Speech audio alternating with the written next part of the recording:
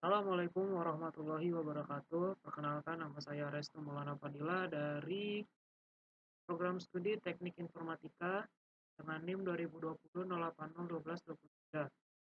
Jadi pada kesempatan kali ini saya akan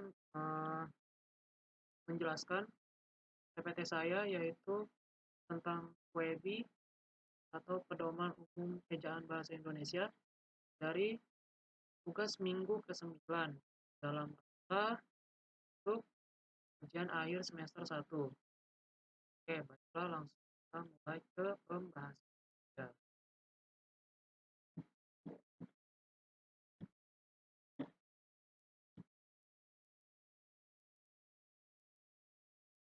WEBI atau Pedoman Umum Ejaan Bahasa Indonesia.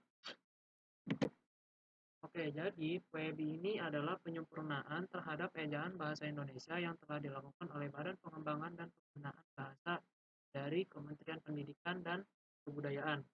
Jadi pada WEBI ini terjadi 3 hal perubahan. Yang pertama itu ada perubahan pada huruf kosong, yang kedua perubahan pada huruf vokal, dan perubahan pada huruf kapital. Jadi yang akan dibahas adalah tentang penggunaan huruf diftong. Jadi penggunaan huruf diftong ini yang ditambahkan ke PUEBI adalah airan EI. Itu terjadi karena penambahan ini eh, dalam bahasa Indonesia banyak menyerap istilah dari bahasa asing. Sehingga kini ada 4 diftong dalam bahasa Indonesia, yang I, AU, EI, dan OI. Nah, diftong akhiran EI ditambahkan karena bahasa Indonesia menyerap kosakata dari berbagai bahasa asing, dan banyak istilah asing tersebut yang pakai akhiran "e", seperti pada kalimat survei. Nah, yang kedua itu ada penggunaan huruf pedal. Nah, penggunaan huruf pedal pada PUEBI ini dipakai untuk menegaskan bagian tulisan yang ditulis miring, serta untuk menegaskan bagian-bagian karangan, ada judul buku, bab, dan subbab. Nah, perubahan yang ketiga itu adalah penggunaan huruf kapital.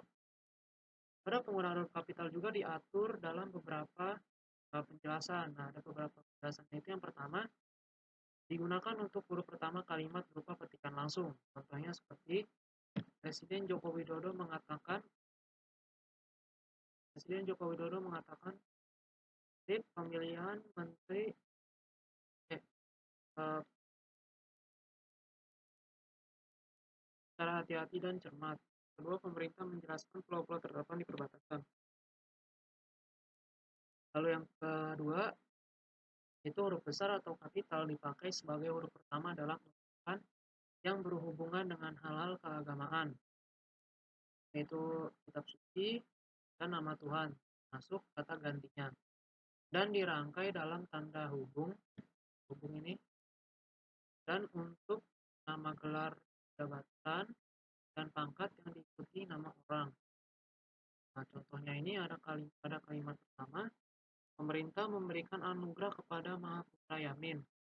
Yang kedua, Zulkifli Hasan, Ketua MPR RI periode 2014-2019, terdapat bahwa. Lalu yang ketiga, jika tidak diikuti oleh nama orang atau nama wilayah, nama gelar jabatan dan pangkat itu harus ditulis dengan huruf kecil. Misalnya, jemaah haji dari Indonesia tahun ini lebih sedikit daripada tahun lalu, hanya berjumlah 100.000 orang karena dilarang. Nah, yang dimaksud itu adalah pada kata haji. Karena tidak diikuti oleh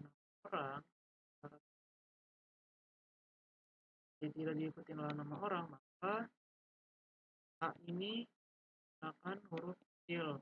Jika diikuti orang seperti haji, irama, maka A-nya adalah kapital. Lalu pada kalimat kedua, yaitu seorang presiden akan diperhatikan oleh rakyatnya.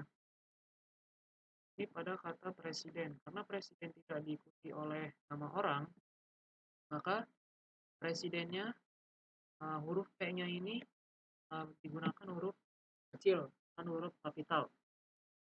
Nah, tapi ada pengecualian nih. Akan tetapi jika mengacu pada orang tertentu, nama gelar jabatan dan pangkat itu ditulis dengan huruf kapital.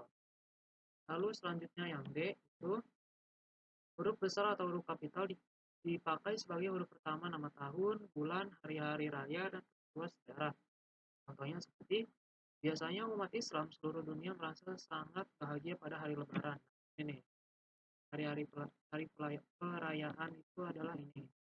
Lebaran dengan L-nya kapital. Lalu yang kedua, kerajaan Inggris membatalkan undangan pernikahan William Pitt untuk pejabat pria. Lalu yang E, huruf besar atau huruf kapital dipakai sebagai huruf pertama nama resmi badan, lembaga pemerintah dan ketatanegaraan serta nama resmi. Nah, seperti pasal 36 Undang-Undang Dasar 1945. Nah, ini U-nya kapital, nya kapital, D-nya kapital. Karena seperti dijelaskan dipakai untuk ketatanegaraan. Undang-Undang Dasar Ketatanegaraan Republik Indonesia. Nah, lanjut. Dipakai sebagai huruf pertama kata petunjuk hubungan kekerabatan seperti bapak, ibu, saudara, kakak, adik, dan paman yang dipakai sebagai kata ganti sapaan. Kata tanpa, bu, kak, dan sebagainya hanya digunakan sebagai sapaan atau jika diikuti oleh nama orang atau nama jabatan. Kata Anda juga diawali huruf kapital. Ya. Surat saudara sudah saya terima. Ini. Kapital. Kepala sekolah berkata kepada saya, tadi saya menerima berita bahwa Ibu Sri sakit keras di Bandung. Ini. Jadi, misalnya I dan kapital S. Lalu yang keempat, penulisan huruf miring. Huruf miring dalam cetakan dipakai untuk menuliskan nama buku, majalah, dan surat kabar yang dikutip dalam karangan. Dalam tulisan tangan atau ketikan, kata yang harus ditulis dengan huruf miring ditandai dengan garis bawah satu. Contohnya seperti buku Negara Kertagama dikarang oleh Empu Prapanca. Berita itu sudah saya baca dalam surat kabar Angkatan Bersenjata dan Republika. Nah, ada penulisan kata. Kita mengenal bentuk kata dasar, kata turunan atau berimbuhan, kata ulangan gabungan kata. Kata dasar ditulis sebagai satu satuan yang terdiri sendiri. Sedangkan pada kata turunan imbuhan, seperti akan, ikan atau pikiran, ditulis serangkai dengan kata rem. Nah, bentuk bakunya ini ada kata dididik. Jadi gabung, kalau kata tidak bakunya atau dalam bentuk bakunya dipisah. Di spesifik, guru, dipisah guru, berterima spesifikasi, bentuk tidak bakunya digabung semua. Lalu yang keenam ada penulisan unsur serapan.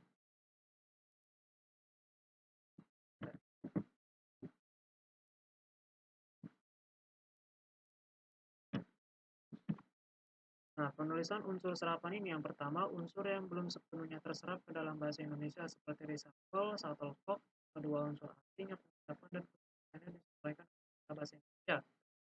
Diusahakan agar ejaan asing hanya diubah sepenuhnya sehingga bentuk Indonesia masih dapat dibandingkan dengan ya. Nah, kata asingnya ini ada risk, penyerapan salahnya resiko, penyerapan benernya adalah risiko. Sistem, kalau kata asingnya SJSTEM, kalau penyerapan salahnya itu sistem, sedangkan penyerapan benernya adalah sistem. Kata asing itu metode, METHOD, kalau penyerapan salahnya adalah metode, sedangkan penyerapan benernya adalah metode. Nah, selanjutnya ada pemakaian tanda baca. Nah, pemakaian tanda baca itu ada tanda petik, ada tanda petik, tanda petik, dan garis miring. Nah, tanda titik itu digunakan saat akhir singkatan nama orang, pada singkatan gelar atau jabatan, pangkat atau perusahaan, pada singkatan atau ungkapan yang sudah dan angka yang menyatakan jumlah. Tanda titik tidak digunakan. Nah, tanda titik tidak digunakan di belakang judul yang merupakan kepala karangan. Jadi kayak ini loh apa? Judul karangan pergi ke sawah bersama kakek. Paling atasnya tidak dipakai titik. Tanda titik tidak digunakan di belakang alamat pengirim dan tanggal surat serta di belakang nama dan alamat penerima surat. Yang kedua ada tanda koma, digunakan pada diantara unsur dalam suatu perincian, digunakan untuk memisahkan anak kalimat dari induk kalimat. Pada di belakang kata atau ungkapan, penghubung antar kalimat, dan pada di belakang kata seperti o, ya, dan wah. Lalu yang ketiga ada tanda pisah. Tanda pisah membatasi penyisipan kata atau kalimat yang memberi penjelasan. Khusus di luar bangun kalimat menegaskan adanya oposisi dan keterangan yang lain sehingga kalimat menjadi lebih jelas dan dipakai di antara dua bilangan atau tanggal yang berarti sampai dengan atau di antara dua nama kota yang berarti ke atau sampai panjangnya dua kata terhubung. Lalu ada tanda petik ini dipakai untuk mengatur petikan langsung.